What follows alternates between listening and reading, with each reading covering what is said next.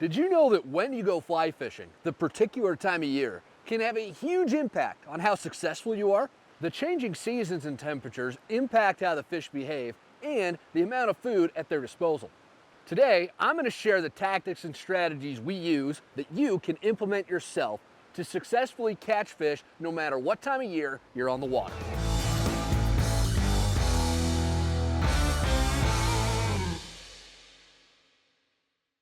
Some times of the year are better for fly fishing than others, but why is that? Well, it all comes down to how much food is available for trout to snack on. Fish are just like me, they're food motivated. The best time of the year is going to be when there is plenty of food for the fish to eat. It's an all-you-can-eat bug buffet. Fish have lots of energy and are willing to move around to eat that food.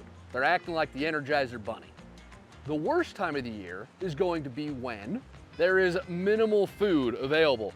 Like if you gave me a kid's meal or Raisin Bran, I'm not eating that. The fish are lethargic, kind of like me on a recliner during football season. I ain't moving. Now, I want you to think for a minute. What do the best and worst times of the year have in common? They're both dealing with bug activity and fish activity. These two factors are always changing throughout the year based on the weather, the season, and the water temperature. Let's take an in-depth look at the bug activity and the fish activity to help us determine when the best time of year is to be out fishing. Different aquatic insects hatch at different times of the year, and this is entirely based on the changes in the seasons.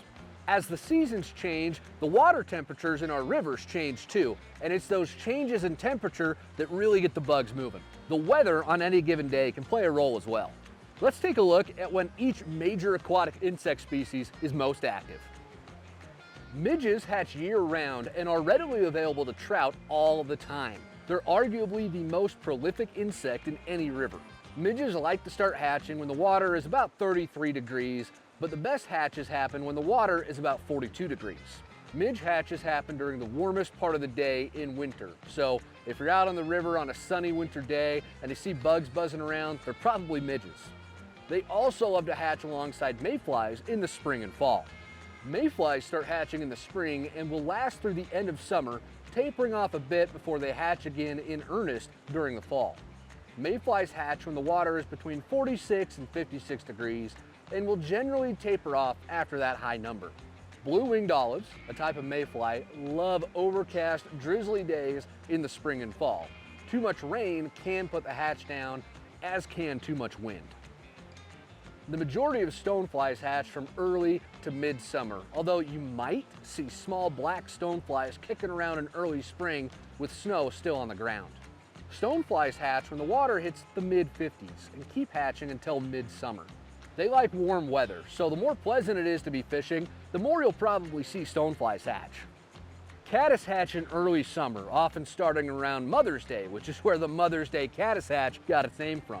Caddis start once the water hits about 54 to 56 degrees and then can continue hatching until the water temps drop below that. Terrestrial insects don't hatch, and they're available to trout from midsummer through early fall. As their name implies, these bugs are born and live on land but end up in harm's way since they can slip and fall in the river or get blown there by a stiff wind. They'll stay fairly active until the first big frost of the year, which can greatly diminish their numbers. Now that we know how the seasons impact bug activity, let's take a look at how they impact the fish. Trout are a little temperamental. You might even call them picky. But like me, they perform the best when the temps are within a certain range. When the water is between 45 to 60 degrees, they're at their peak. They're happy, they're swimming around, they're willing to chase bugs down and eat them. It's like me with a plate of wings and Diet Coke. It's just straight bliss. On the cold end, once the water gets below 38 degrees, the fish really slow down. They get sluggish, kind of like me after one too many plates at the buffet, and they just don't eat much. As the temps get above 60 degrees, the amount of oxygen in the water starts to decrease, and that's kind of important. The fish slow down in this temperature range too. Once the water temps hit 68, the oxygen levels are low enough that you can kill trout by catching and releasing them. It's best to stop fishing once temps get above 68 degrees. All right, let's visualize all this info with a handy graphic that Alex made for us. Fish activity fluctuates with the seasons. As you can see here, fish ain't all that active during winter or late summer because those are the moments when the water temps are either too cold or too warm for the fish to be happy. As the water temps warm up between winter and spring, fish start to get active again until it gets too hot in the summer, then they'll slow back down. Once the water cools off a bit in the late summer, going into the fall, the fish perk up again. They pack the pounds on before winter, and then they quit doing much of anything once the snow flies. All right, we've got all this information, but how do we utilize it to pick the best time of year for fishing? I want you to take a look at this and tell me what you see.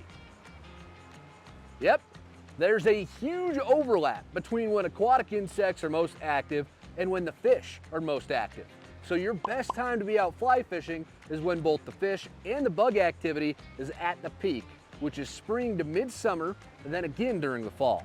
When it gets too warm in the summer and bug activity dies down, that'd be a great time to head up into the high mountain streams where the water stays really cool year round. When it's too cold to fish most places, you might find some decent fishing on tailwaters since they have relatively stable water temps throughout the year. Even then, the fishing might be slower when you compare it to the peak times of the year. Now that you've added this info on bug trends and fish activity to your tool belt, let's keep this momentum going. This is just one part of our in-depth fly selection masterclass. If you found this helpful, we're just getting started. Check out the next video in the series right here.